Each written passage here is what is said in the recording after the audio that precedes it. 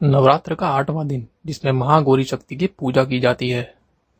इस दिन को महाअष्टमी या दुर्गा अष्टमी के नाम से भी जाना जाता है। नाम से ही प्रकट है कि इनका रूप पूर्णतः गौण वर्ण का है, इसलिए उनका नाम गौरी पड़ा। महादेव की प्रिय होने के कारण उन्हें महागौरी कहा जाता है। माता को महागौरी कहे जाने और उनका यह नाम पड़ने की भी कथा है, जिसमें एक माता गंगा से भी जुड़ी है।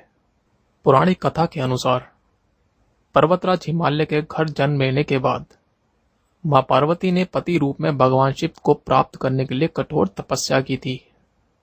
माता की तपस्या से प्रसन्न होकर भगवान शिव ने माता पार्वती को पत्नी रूप में स्वीकार किया, लेकिन हजारों वर्षों तक एक ही स्थिति में रहने के कारण माता का शरीर काला पड़ गया। एक दिन कैलाश पर्वत पर बैठकर हास परिहास करते समय भगवान शिव ने माता पार्वती को काली कह दिया। स्वयं के लिए काली संबोधन सुन माता पार्वती रुष्ट हो गई और गौर वर्ण की प्राप्ति के लिए कैलाश छोड़कर वन में तपस्या करने चली गई। वन में एक वृक्ष के नीचे बैठकर वे कठोर तप करने लगी। तब माता के तप से प्रसन्न होकर भगवान शिव ने दर्शन दिए और गौर वर्ण का वरदान दिया और उनको गंगा में स्नान करने के लिए कहा। गंगा में स्नान उपरांत उनके भीतर का काला स्वरूप देवी के रूप में बाहर निकल गया और उन्हें गौर वर्ण प्राप्त हुआ। तब से उन्हें मां गौरी भी कहा जाता है और उनके काले स्वरूप को देवी कौशिकी कहा जाता है। देवी भागवत पुराण के अनुसार महागौरी का वर्ण रूप से गौर अर्थात सफेद है और इनके वस्त्र व आभूषण भी सफेद रंग के ही हैं। मां का वाहन वृषभ अर्थात बैल है, जो भगवान शिव का भी वाहन है। मां का दाहिना हाथ अभय मुद्रा में है और नीचे वाले हाथ में मां दुर्गा शक्ति का प्रतीक त्रिशूल है।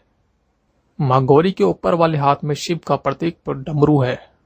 डमरू धारण करने के कारण मां को शिवा के नाम से भी जाना जाता है। मां का नीचे वाला हाथ अपने भक्तों को अभय देता हुआ वर मुद्रा में है और मां शांत मुद्रा में दृष्टिगत है। मां महागौरी अपने भक्तों के लिए अन्नपूर्णा स्वरूप है। यह धन, वैभव, सुख, शांति की अधिष्ठात्री देवी है। दैवी भागवत पुराण में बताया गया है कि मां के 9 रूप हैं और 10 महाविद्याएं सभी आदिशक्ति के अंश और स्वरूप हैं, लेकिन भगवान शिव के साथ उनकी अर्धांगिनी के रूप में महागौरी सदैव विराजमान रहती हैं। इनकी शक्ति अमोघ और सघ फलदायिनी है। महागौरी की पूजा मात्र से भक्तों के सभी पाप धुल जाते हैं और व्यक्ति अक्षय पुण्य का अधिकारी हो जाता है।